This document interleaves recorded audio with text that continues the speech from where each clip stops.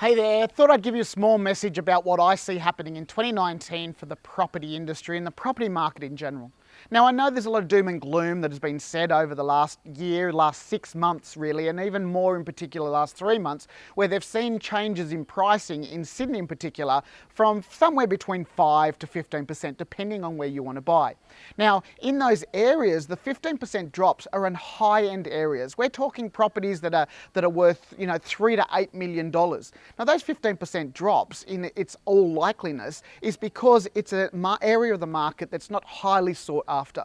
In the other areas, a 5% drop, well, it was a predictable thing happening when you have cycles. And this cycle that on the down, where everyone's predicting that the big bubble is going to burst, is nothing more than just a little bit of hype. Why do I say that? Well, I've been investing in property for 25 years, and I've also been historically researching what happens in cycles. So when we talk about cycles, let's look at it. They said that the property bubble was going to burst in 1960, in 1972, in 1988, in 2004, in 2013, and 2017. Now, which one are you going to believe? The fact that historically everyone has said in the media that there's going to be some change. And remember, bad news sells newspapers.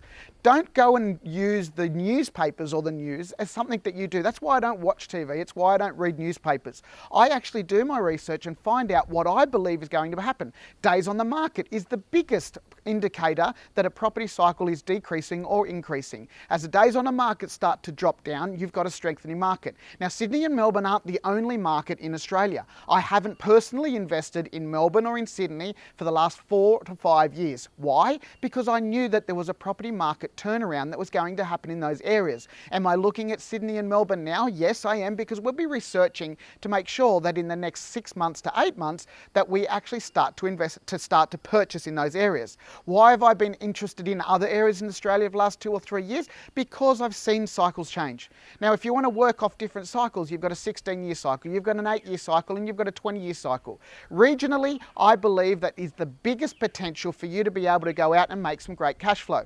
Now, at the same time, make some increased capital growth. Now, we manufacture growth ourselves in our properties in what we do and what we teach. Education is one of the biggest things. Now, you don't want to make decisions on behalf of someone else, so you want to make decisions on behalf of yourself. So why get a financial planner to make decisions for you? We want you to be educated. So what we want you to do is come along, have a look at what we do. We actually increase prices of properties by firstly doing something to it. Secondly, the income that we produce by creating self-contained compartments in low density residential means that we increase rents from $300 to $900 a week off normal weekly rents. We actually start to help people out by them saving 1/3 to 1/2 off their weekly costs. And you, as a person that's in a paid job, can actually get yourself into a better position. We really love doing what we do at Small is New Big, and we've got a goal of actually fulfilling the 1 million self-contained homes that we're short in the next 10 years to make sure that the affordable housing problem in Australia is fixed. We're not talking low socio, we're talking people that really want to live, doctors, nurses, and actually save some money so they can get in their own home while you help yourself out too. Click down, have a look at the link and read some more, and we'll see you very soon.